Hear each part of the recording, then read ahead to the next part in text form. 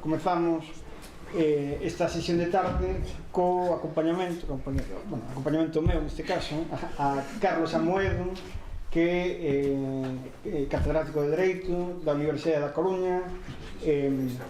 Sería demasiado extenso citar todo o seu amplo currículum, pero por destacar alguna cuestión. Foi secretario xeral da Consellería de Cultura, é fundador vicepresidente da Fundación Praza Pública, un dos poucos digitais de ámbito nacional que publican todos os días en galego, o cal é meritorio para el, para a Praza Pública, para todos nós, e tamén destaca dentro da súa actividade. E ademais foi presidente da Asociación Veciñal O Castro de San Lorenzo de Meixigo de Cambre. Neste caso falarános, vedes que nos podería falar de moitas cousas, mas neste caso falará da situación da lingua na contratación pública, as posibilidades que hai en relación a isto.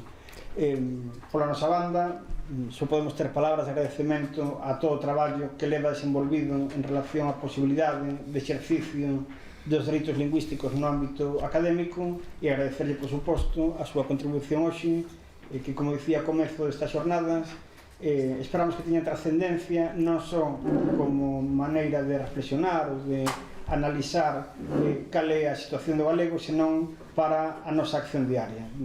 Evidentemente, Carlos Amoedo ilustrará-nos hoxe precisamente para isto que se non é moitas veces, mas que é certo, non? Que sen teoría revolucionaria non hai práctica revolucionaria. Entón, cedelle a palabra a Carlos Amoedo.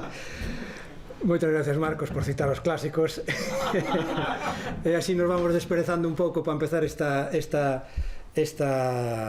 conferencia nesta hora tan delicada, non, para a nosa atención, e agradecer en primeiro lugar a Mesa pola Normalización Lingüística que tivera contado comigo para facer esta aproximación ao problema da normalización lingüística a través das ferramentas de contratación pública. Sei que sodes todos fans do dereito administrativo, eso non, por suposto, é unha materia chispeante e divertida onde as haxa. A pesar de todo, sei que é unha materia árida, que é unha materia que non é especialmente agradable, pero tamén eu defendo que o dereito administrativo, ben explicado, ten un certo encanto. Coincide tamén comigo este profesor da Universidade de Carlos III, Marcos Baquer, que lle dedicou un libro a ese discreto encanto do dereito administrativo que eu tratarei de aplicar a algo tan complexo como é o dereito lingüístico, non? E sobre todo tamén a situación na que estamos. Facer unha conferencia un sábado ás 4 da tarde pois é un auténtico deporte de aventura, e non o faría por ninguén, salvo pola mesa, que lo sepas, Marcos, porque a verdade é que, en fin, xa sabedes que unha das pandemias máis importantes da nosa época é o déficit de atención. Todos estamos capturados polas pantallas e polas redes sociais. Reter a atención durante 45 minutos un sábado pola tarde pois é un desafío intelectual que está á altura do meu nivel, obviamente, e que tratarei de facer o mellor que poida. A pesar de ser profesor de Dereito Administrativo, eu xa pido disculpas de antemán polas miñas taras profesionais, que as temos, os de Dereito Administrativo, somos xente especialmente locuaz, eu coñezo algún que é capaz de falar 3 horas sin que saibades ninguén de que está falando, non? Somos profesores de Dereito Administrativo, pero eu non son dese palo. Eu procuro sempre explicar as materias propias da disciplina dunha maneira que se poda entender por un público non especialista, non especializado, non? A materia do dereito da contratación pública é aínda outra fase máis complexa do dereito administrativo.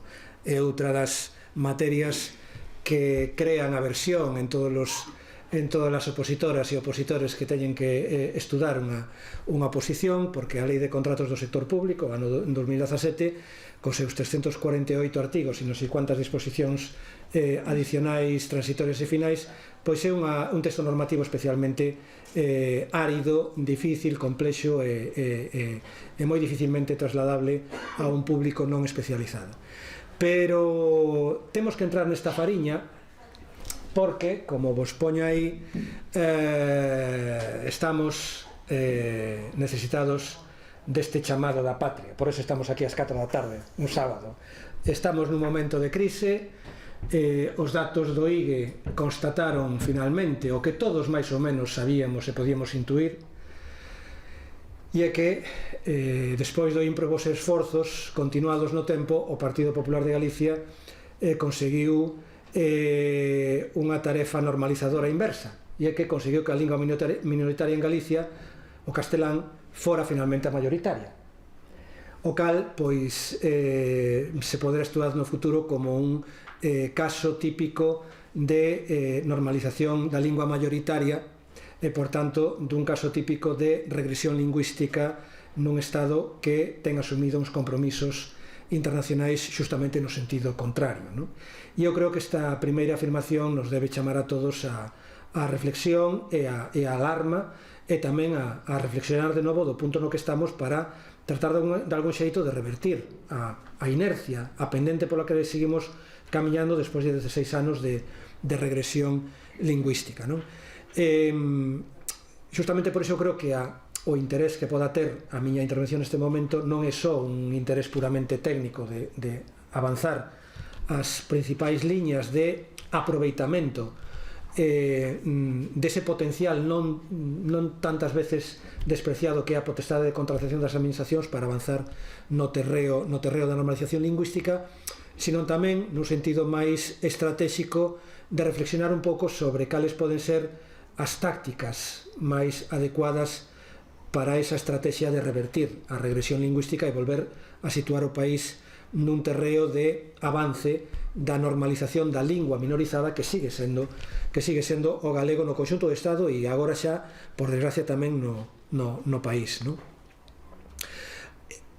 Parte fundamental da miña argumentación vai ser unha defensa dunha política alternativa ao dereito lingüístico que estamos acostumbrados a manexar. Un dereito lingüístico que está moi condicionado por un bloqueo do dereito constitucional tal e como se interpreta polo Tribunal Constitucional e o Tribunal Supremo no ronsel do Tribunal Constitucional. Ese dereito constitucional agora mesmo ten uns nesgos antinormalizadores que a xurisprudencia constitucional puxo moi claramente, moi evidentemente no texto da sentencia 31/2010, a que recaiu sobre o Estatuto de Autonomía de Cataluña do ano 2006, e periódicamente pois volve outra vez ese enfoque, eses nesgos constitucionais antinormalizadores a aflorar en determinados pronunciamentos, como o que tivo ocasión de comentar o meu ben querido compañero da Universidade Pública do País Vasco, Íñigo Urrutia, sentenza 85/2023, non? Eu creo que esa política alternativa do dereito lingüístico pode consistir non únicamente, porque o dereito constitucional obviamente non se pode abandonar e hai que seguir peleando, pero pode consistir principalmente na utilización máis intensa das ferramentas que nos proporciona o irmán pequeno ou o irmán doméstico do dereito constitucional, que é o dereito administrativo, non? Falamos moitas veces os profesores dese conxunto que é o dereito público, que engloba o dereito constitucional e o dereito administrativo. E para min a liña táctica máis interesante para avanzar no terreo da normalización lingüística non é tanto o dereito constitucional, que, como digo, está moi bloqueado pola sensibilidade mayoritaria actualmente hexemónica en Madrid, senón pola vía do dereito administrativo, porque ademais se dá a circunstancia que no dereito administrativo coinciden voces plurais, pero que todas cantan na mesma clave desde as distintas comunidades que teñen lingua propia. E estou pensando en autores de Galicia, en autores como Íñigo en Euskadi, Eva Parera en Cataluña, Joan Ridao, en Valencia Andrés Vox, Reyes Marzal, ou Pepo Ochoa, en fin, unha serie de persoas que desde o dereito administrativo está traballando en buscar esas visións alternativas a esa visión hexemónica do dereito constitucional, non? Xa o comentou pola mañán Íñigo, non? Todos estamos xa cansados de coñecer cal é a asimetría lingüística que o franquismo encofrou nese artigo 3.1 da Constitución, que consiste basicamente na conxunción dunha cooficialidade, un recoñecemento da cooficialidade desigual nesgado cara ao español, máis un dereito fundamental á igualdade, o artigo 14, que a xurisprudencia do Tribunal Constitucional revelou como un elemento fundamental para acabar chegando ao modelo regresivo que temos na actualidade, que é o modelo de neoliberalismo lingüístico, porque nese modelo o Estado, os poderes públicos se convirten nunha especie de policía da libre e igual utilización dos cidadáns de calquera lingua cooficial que podan escoller, non? Por tanto, nesa lectura neoliberal se convirte aos poderes públicos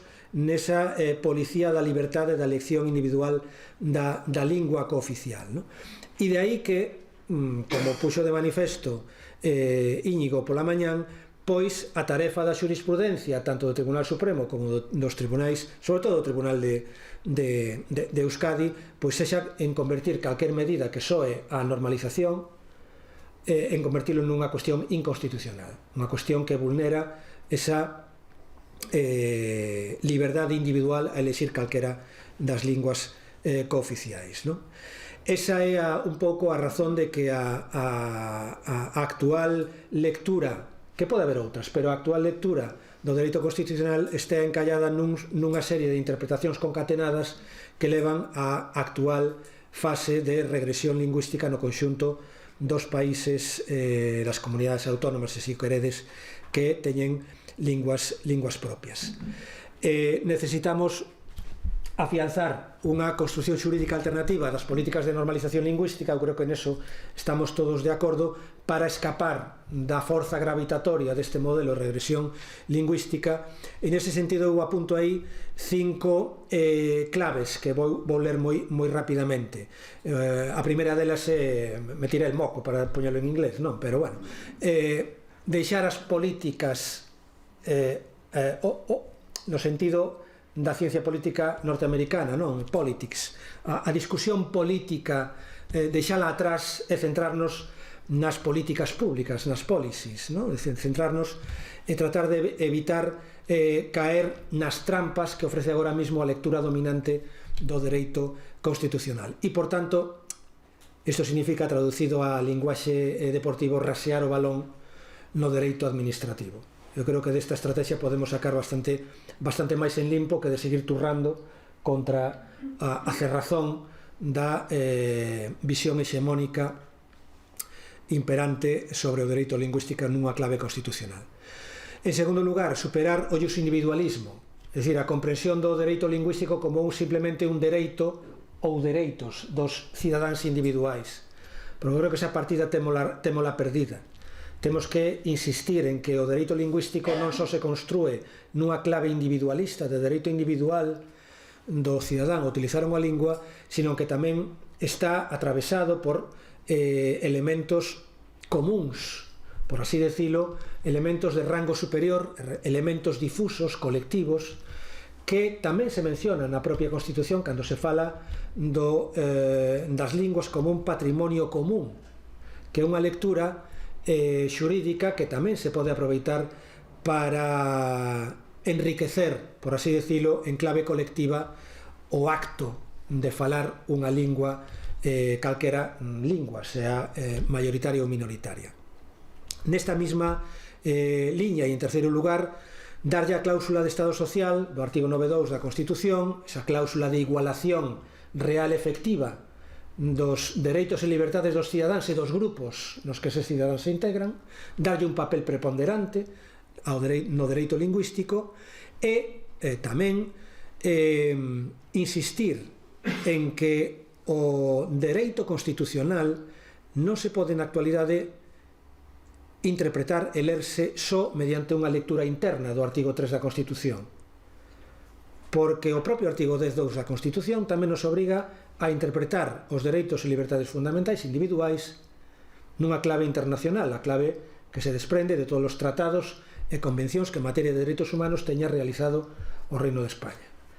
Por tanto, ese portelo do artigo 10.2 permite que entre un elemento tractor de evolución do noso dereito constitucional que tradicionalmente o Tribunal Constitucional e o Tribunal Supremo se negan a aplicar. E en concreto, no ámbito lingüístico, temos a Carta Europea de Linguas Regionais e Minorizadas, que foi ratificado polo Reino de España, como todos sabedes, e que hai moito material xurídico que pode todavía ter percorrido para desencallar a situación da actual regresión lingüística no que se encontra. Dous últimos puntos que me parecen tamén moi importantes. En cuarto lugar, consolidar a obtención periódica de datos sociolingüísticos de calidade, é dicir, o correlato da realidade sociolingüística real, que é fundamental para abandonar os nesgos ideolóxicos que pesan sobre o dereito lingüístico español. E hai uns nesgos ideolóxicos brutais, non? Ademais de moi fonda raigame histórica. A mí sempre me gusta comentar neste punto que cando sabedes que no ano 1951, cando se funda a editorial Galaxia, o seu primeiro produto normativo para reorganizar culturalmente o galeguismo despois do período dos anos 40 tan brutal, pois o que fai o resto do Partido Galeguista é apostar pola vía cultural. Xa todos sabedes, en 1951 se solicitou autorización para editar a colección Grial en galego, e sorprendentemente esa solicitude foi autorizada nun primeiro momento, pero despois do primeiro número xa se denegou a autorización, e en 1952 chegou efectivamente a prohibición de continuar coa editorial e coa colección Grial. Un dos argumentos que utilizou don Juan Aparicio e que o publicou en editorial Pueblo en un periódico foi precisamente aquel argumento de que non vos fiedes, porque se hoxe autorizamos, lo dijo en castellano, pero bueno, vou decir en galego, porque se hoy podemos autorizar las muiñeiras, los aurrescos y las sardanas, el día de mañana estas cañas se pueden volver lanzas, que foi sempre o problema que tuvo a ideoloxía centralista española, de que sempre considerou que os trazos de identidade regionais en España eran unha semente do posible separatismo e, por tanto, da ruptura do proxecto estatal español, no? E ese mismo sesgo que eu chamolle o nesgo das cañas lanzas, que é unha especie de nesgo de que cualquier manifestación de lingua propia es ETA, ¿no? Es unha cosa así medio terrorista, por decirlo de maneira caricaturesca, pero que é o último extremo deste tipo de nesgo. E ese tipo de enfoques pois siguen todavía pesando, como veremos, na construcción do argumentario xurídico que recae sobre as políticas de normalización lingüística. Por iso é precisamente tan importante contar con correlatos reais da situación sociolingüística para evitar os nesgos ideolóxicos na materia lingüística, para despolitizala, se é que así se quere dicir, xa que tan preocupado está o noso presidente de que se politice el gallego, ¿no? Pois entonces podemos empezar, por exemplo, por executar esa previsión que consta, non sei se na adicional ou na transitoria quinta, do decreto 79/2010 para o plurilingüismo do ensino, que di que anualmente hai que valorar o output de formación que reciben en galego os nosos estudantes do sistema de ensino obrigatorio. Podíamos empezar por aí, para despolitizar, porque así podíamos saber cal é a situación real que está arroxando o sistema de plurilingüismo en Galicia. Será por algo que durante os últimos 15 anos non quixeron facer esa avaliación interna, non? Por tanto, esta é unha primeira idea que podes anotar aí, non? Para que si queren despolitizar realmente, pois que melloren a estatística pública e a estatística educativa de coñecemento e solvencia no idioma. Quinta idea, aproveitar máis eficientemente o escaso orzamento público. Isto tamén me parece unha idea fundamental porque, como veremos un pouco máis adiante, non sei se o teño xa aquí, onde estamos? Non. Como veremos un pouco máis adiante, o orzamento público galego es para darle de comer á parte en materia de política lingüística, e non me vou a forrar unha pequena reflexión. Teño vos aquí, eu, por certo, como acabo de comprobar que a capacidade de lectura do que eu poño aquí é bastante limitada, eu xa estou chosco de todo, non? Pero supoño que vos desde aí teredes dificultades para ler. Isto queda nas mans de Marcos da mesa para que o podades circular a quen estimedes oportuno. Esta é unha sentencia recente que saiu o 23 de setembro de 2024 do Xulgado Contencioso Administrativo de Valencia, que precisamente estima o recurso presentado por prácticamente a totalidade de profesores de Dereito Administrativo da Universidade de Valencia, Dereito Constitucional, perdón.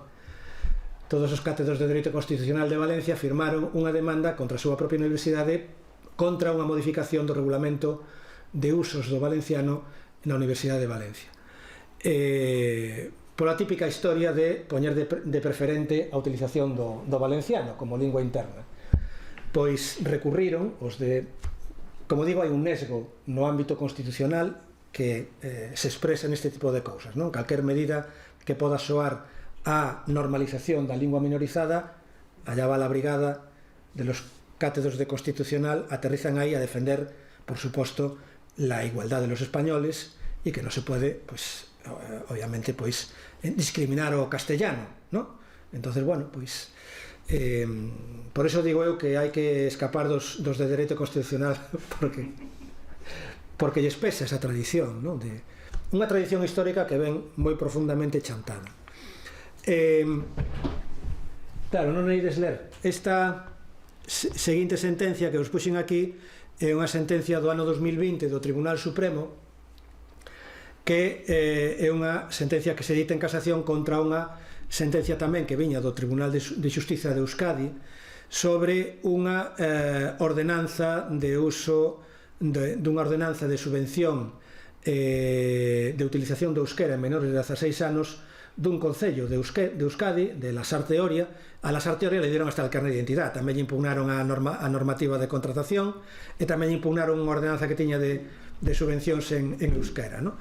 E esta sentencia de 2020 ten o interés de un voto particular que non sina calquer magistrado especialista do contencioso, o asinan dous dos principais magistrados que ademais están que estuveron incluso a ser a piques de ser nomeados presidentes do Consello Xeral do Poder Xudicial, que son Pablo Lucas Murillo e Pilar Teso Gamella.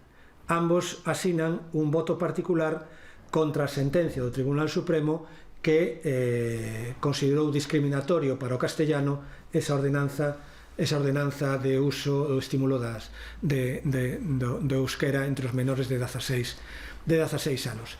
E precisamente o interés deste voto particular é que os propios magistrados do Tribunal Supremo poñen en evidencia os sesgos da interpretación xurídica mayoritaria do Tribunal Supremo e os identifican moi ben, e identifican que están tendo unha interpretación irrazonable do dereito de igualdade en detrimento da necesaria articulación xurídica das políticas de normalización lingüística e de apoio, por tanto, ás linguas minoritarias.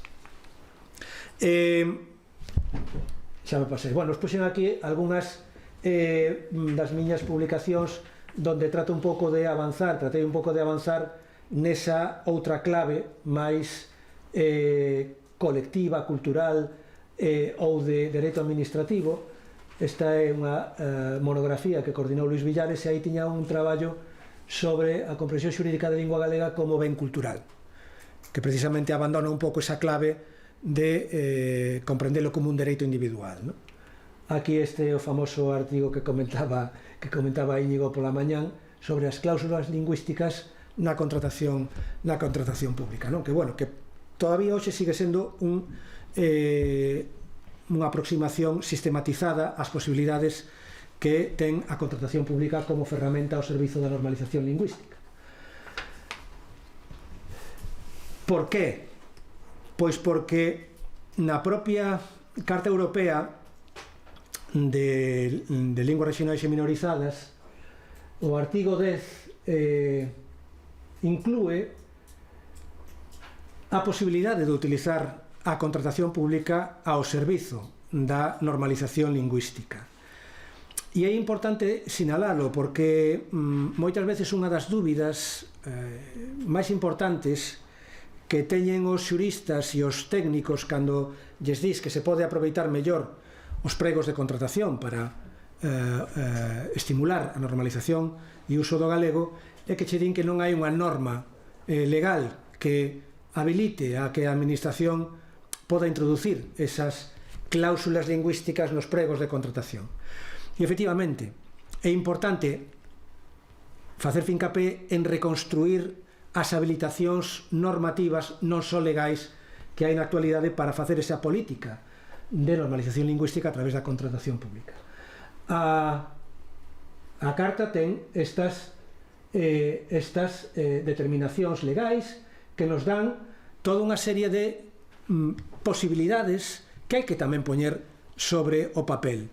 E, curiosamente, agora que volvemos outra vez sobre o noso plan de normalización lingüística do ano 2004, curiosamente, no plan, actualmente en vigor, hai tamén distintas liñas e obxectivos e medidas que incorporan esa lectura de aproveitar mellor a contratación pública ao servizo da normalización lingüística. Hai distintos eixos e distintos momentos onde se recolle esas posibilidades, non? Desde o uso do galego nos expedientes de contratación hasta tamén a imposición de obrigas de prestación en galego aos concesionarios, é dicir, a todas aquelas empresas que prestan servizos públicos en réxime de xestión indirecta, non? Porque é obvio que con independencia de se unha administración decide prestar un servizo en xestión directa ou xestión indirecta, siguen pesando as mesmas obrigas de normalización lingüística sobre esa administración. De maneira que a opción xestión directa ou xestión indirecta debería ser neutra lingüísticamente. E para eso, pois, hai que ser sensibles e conscientes de que hai toda unha serie de posibilidades a explorar, como tamén por exemplo esta 127, contratos e axudas públicas de galego deberán producir un aumento efectivo da presenza do galego na entidade receptora e avaliar o cumprimento. Avaliar o cumprimento, isto tamén é importante, porque ás veces temos o costume de introducir unha cláusula lingüística nos pregos e como lle pasa tamén á contratación pública, non? Aínda que hai que nomear un responsable do contrato encargado de velar pola correcta aplicación do contrato, despois no fragor do día a día da batalla o cumprimento dos pregos cae en saco roto, non? E isto tamén é unha idea que volverei a retomar en fase de conclusións. A ver, poderíamos seguir falando de todas estas medidas, pero senón xa me vou meter en tarde. Hai algunha que quería destacar, por exemplo, aquí non está. O das establecer acordos con axentes artísticos de orquestas e espectáculos para garantir a presenza do galego nos contratos, na publicidade, na relación co público e que incorporen a produción cultural galega polo menos un 50% da actuación dos grupos musicais e outras atraccións nas festas populares. Isto tamén a mí me permite recordar que moitas veces en contratos donde parece que non hai potencial lingüístico, pois é potencial lingüístico. E, por exemplo, obviamente, se contratamos o alumeado de Nadal, pois aí as luces pois non van a encenderse en galego.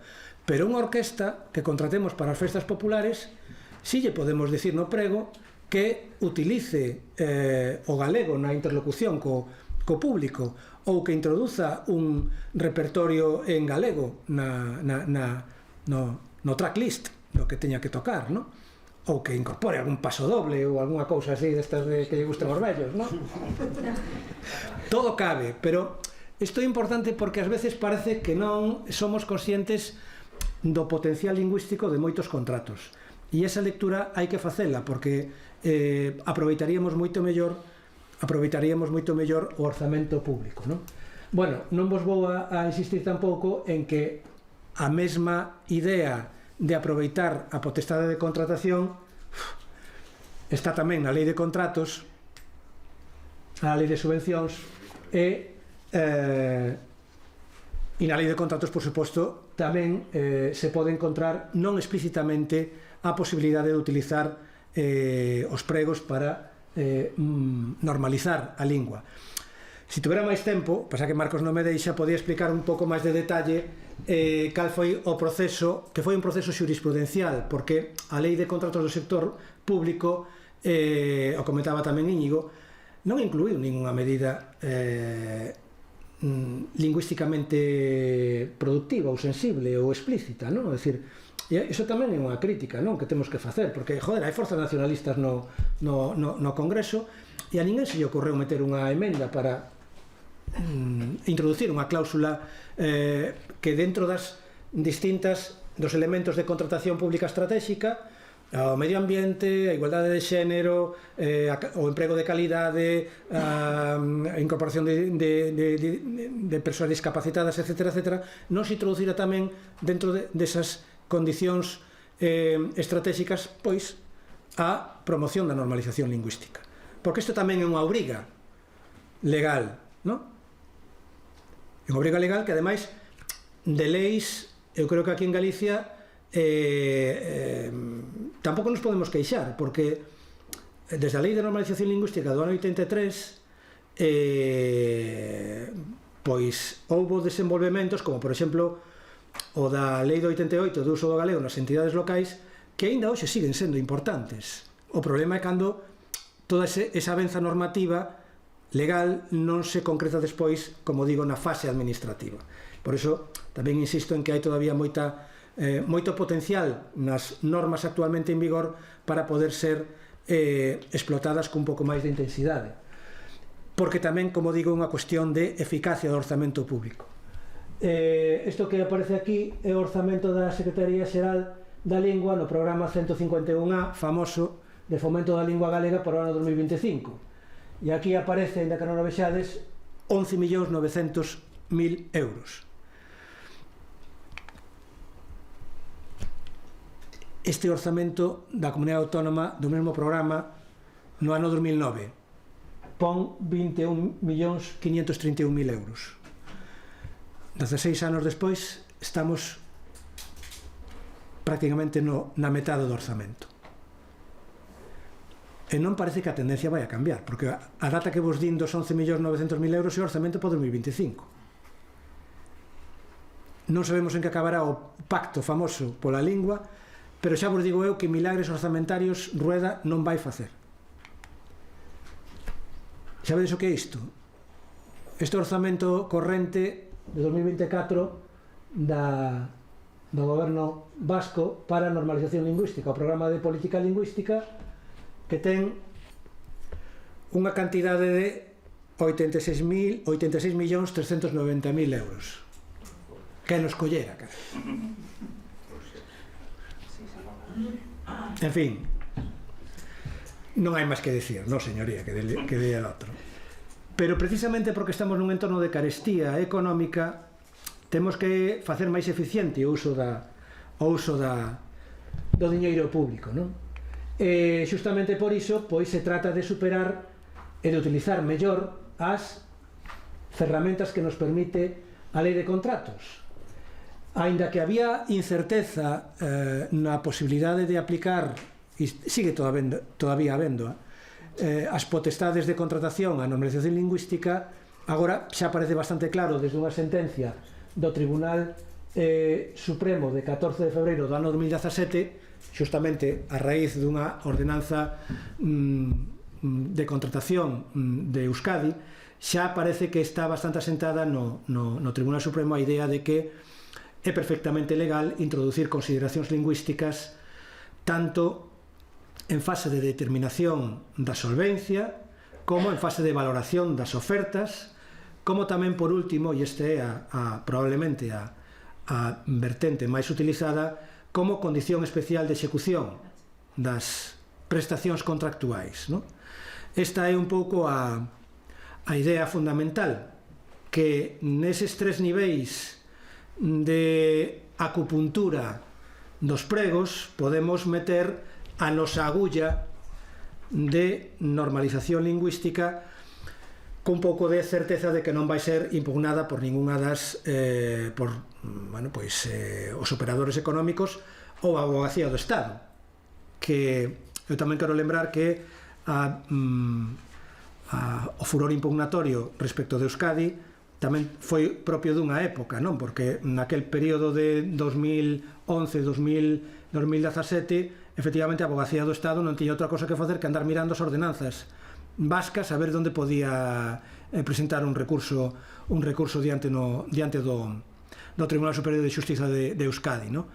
Eu non sei hasta que punto se vai manter ese furor. Aquí de momento vamos xafando bastante en Galicia e incluso conseguimos colar por emenda do BNG, todo hai que dicilo, na actualmente en vigor lei 1/2015 de garantía da calidade dos servizos públicos e da boa administración, unha disposición no artigo 38 que di que o galego será lingua de uso normal e preferente en todas as actividades relacionadas coa organización e prestación dos servizos públicos, que é unha das cláusulas máis interesantes de poder citar cando queiramos facer pregos e utilizalos en materia de normalización.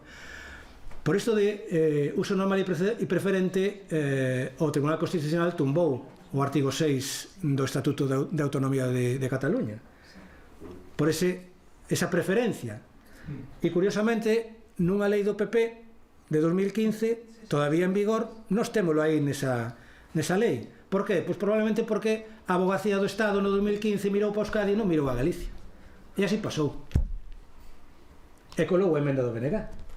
Non vises moito, porque sou capaz.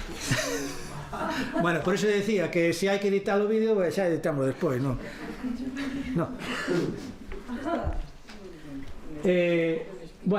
Nada, vos puxen despois por aquí toda unha serie de exemplos de ordenanzas en vigor, donde se pode sacar referencias para construir un pouco esa idea, non, da utilización do galego nos pregos.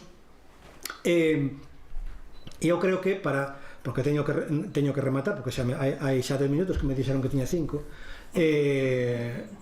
para rematar, para ser moito máis breve, creo que o traballo de estudo dos obxectos contractuais e a formulación de cláusulas administrativas que incorporan esa normalización lingüística do galego é un terreo con moito potencial.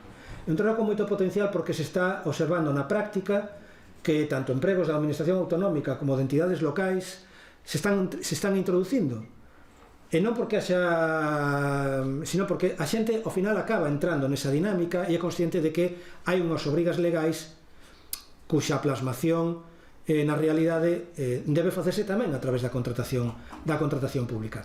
Poderíamos avanzar máis probablemente se a FEGAMP ou a Xunta Consultiva de Contratación Administrativa da Xunta fixeran unha especie de guías para recoller boas prácticas de cláusulas, de como prever a solvencia, como prever a concesión de puntuación, a ofertas de galego, como facer as condicións especiais de execución. Todo iso se podría mellorar moito máis se tuveramos algúns mecanismos de directriz, non? A ese nivel en que se fora de soft law.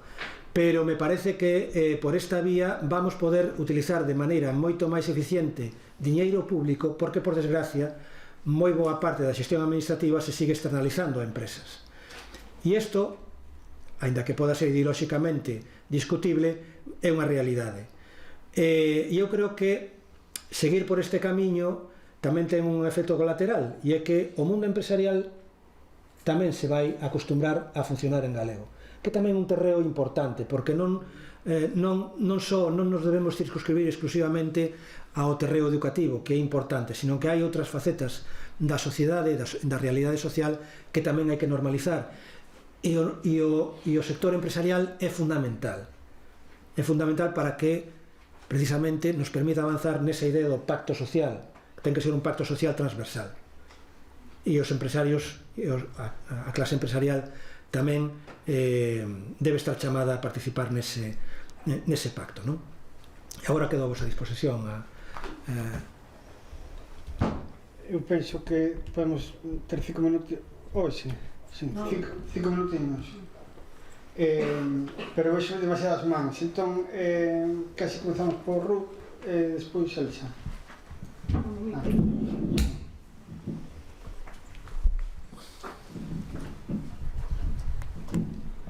Sí, muchas gracias por esta presentación tan clara. A ver, en Cataluña estamos aplicando estas cláusulas lingüísticas. Tenemos estas guías, por ejemplo, la Diputación de Barcelona pues tiene modelos de cláusulas que podrían servir. Los ayuntamientos están haciendo estas recomendaciones también. Y nosotros estamos trabajando con modelos de cláusulas para darlas a los ayuntamientos y que se puedan aplicar. Por tanto, esta parte pedagógica es muy importante y creo que aquí hay mucho camino para continuar, porque los políticos les da mucho miedo el tema de la contratación y son presos de los propios funcionarios. Entonces, darles estas herramientas es básico. Es básico y aquí la sociedad civil es la que tiene que moverse por aquí.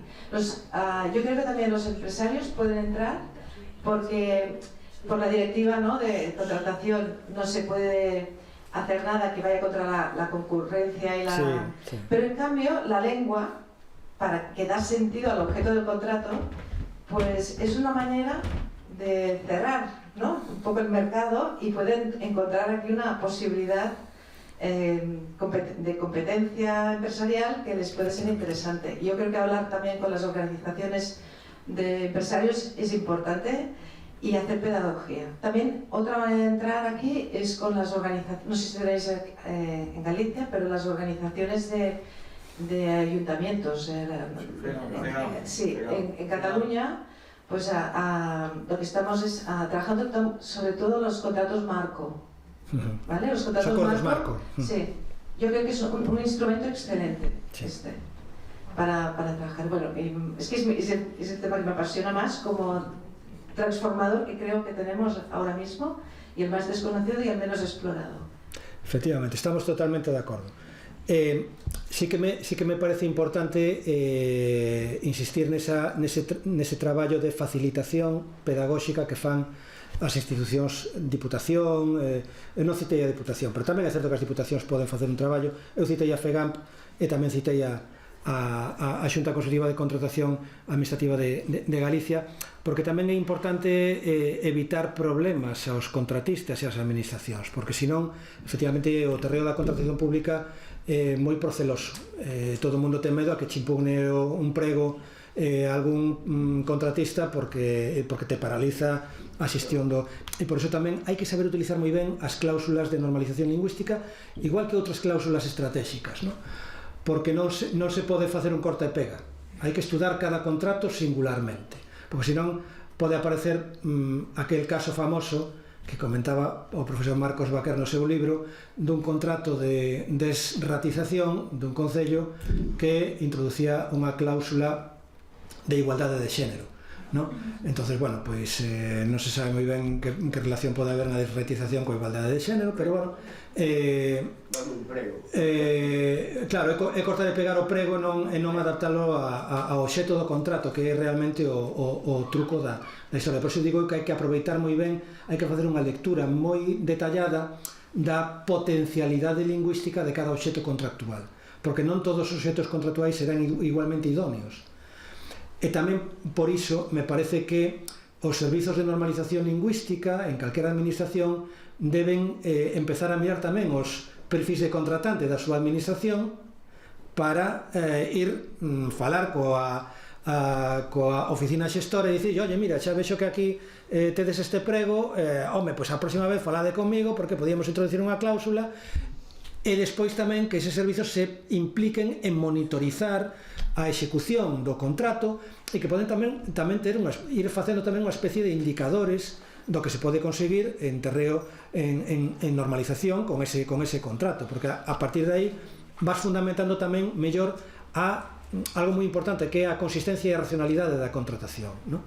Que é algo que tamén lle preocupa moito aos interventores, para que che colen a cláusula. Pero claro, agora mesmo hai tal pavor nos interventores de calquera administración que calquer cousa que lo saque del carril que xa te dicen que non, porque hai pánico, non? A que por calquer cousa se che vai a contratación ao tacho. E claro, a contratación é moi delicada porque se non prestas os servizos despois os cidadáns tiranlle as orellas ao político, non? Boas, obrigada pola claridade na exposición, a verdade que realmente interesante, máis que sexan unhas horas un pouco difíciles de manter a concentración, mas coido que o público está completamente entregado e o sinal é que estamos aquí. Eu quería afondar nalgo que xa dixo Ruth, a importancia do mundo da empresa. Efectivamente non podemos vivir virados de costas do mundo da empresa na medida en que tarde ou cedo pasamos polo mercado laboral e é fundamental darle unha continuidade e unha utilidade á nosa lingua tamén alén da educación, non? Sen dúbida ninguna, cando o galego este introducido no mundo da empresa, e aí non sei se a visión dende Galiza temos unha cortina e non nos permite ver máis alá, pero creo que en Cataluña, por exemplo, se non me equivoco, van moito máis avanzados na medida en que hai unha, o que se dito, hai unha burguesía que sempre tira polo catalán, non así na Galiza, que o cal é unha gran mágoa. A respecto xa de outra cuestión, quería reflexionar algo que ti descartas ou cando menos consideras que non é unha vía a explorar, e é a cuestión identitaria. Eu pregúntoche, se aos textos internacionais a propia ONU fai unha ligazón entre lingua e identidade, por que nos imos soslayar, evitar, eludir esa cuestión que pode ser perigosa dende a visión do españolismo, non? Virannos con lupa, mas eu non lle escapo, non lle teño medo a falar de lingua como signo de identidade do meu povo.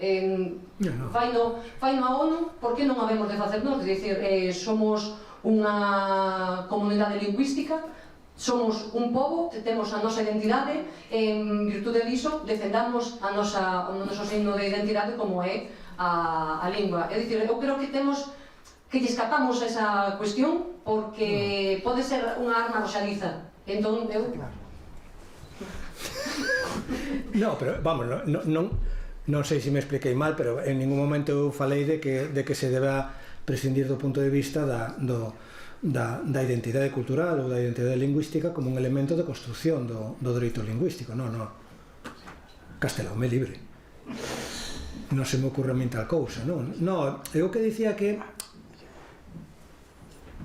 do que se trata de sair desa trampa que é a concepción dos dereitos lingüísticos como algo estritamente individual, como un dereito individual de exercicio individual. Creo que esa perspectiva, que tampouco a podes erradicar, obviamente, porque tamén cabe dentro da Constitución e dentro dos textos internacionais, pero esa perspectiva ten que ser complementada con outro elemento tractor que son a comprensión das linguas como bens colectivos, como bens culturais colectivos, que expresan unha identidade e que, ademais, esa expresión de identidade está protexida internacionalmente, non? Pola Convención de Diversidade Cultural da UNESCO e en fin, a salvagarda do patrimonio inmaterial, que tamén se podría aplicar perfectamente, e hai estados que xa empezan a aplicala para construir o seu dereito lingüístico interno, non?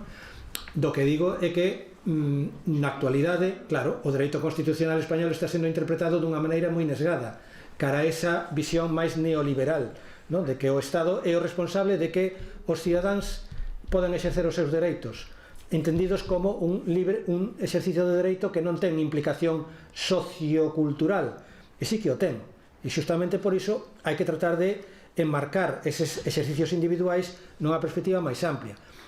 Por iso mesmamente tamén, e por esa razón tamén, a propia Carta Europea de Dereitos de Linguas Regionais e Minorizadas di que as medidas de normalización lingüística non se poden interpretar como un ataque aos dereitos das maiorías lingüísticas, que curiosamente é a interpretación que está facendo o Tribunal Constitucional, porque o Tribunal Constitucional o que está dicindo é que calquer medida de normalización dunha lingua minoritaria está poñendo en dúbida a supremacía do castellano. Eso para min vai en contra da propia Carta Europea de Dereitos de Linguas Regionais, non?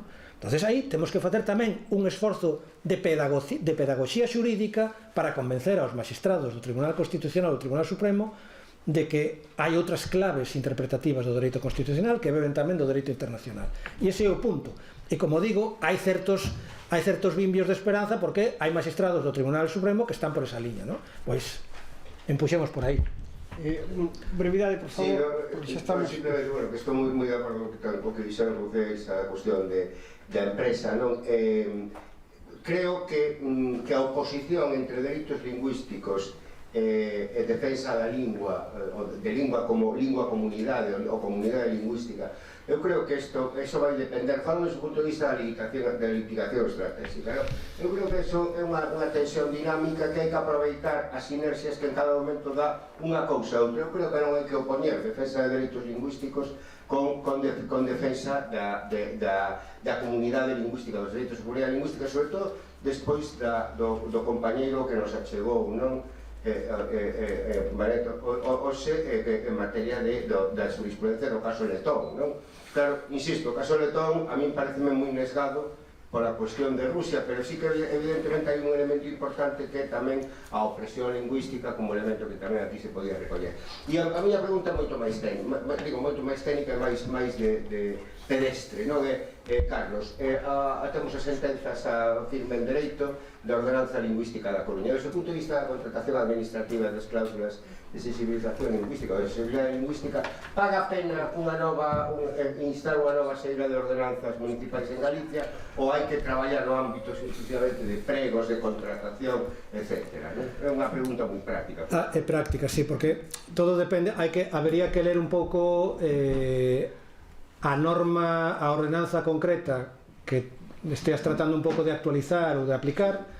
Falo de Lugo, Ferrol. A ver, que o problema que houve aí unhas sentencias que caeron nese pozo dos anos 2010 en diante, que ese foi tamén o problema, porque, a ver, moitos males desa época se xuntaron, naceron na primeira legislatura de Zapatero, na 2004-2008, porque foi aí cando o PP, despois de perder o goberno 2004, empezou a facer o mesmo que está facendo agora, a dolor, ¿no? A tirar. Entonces tiraron tamén contra o Estatuto de Autonomía de Cataluña, levaron ao Constitucional co tema lingüístico tamén por bandeira, ¿no? E a partir de aí entramos na dinámica de regresión que siga até hoxe.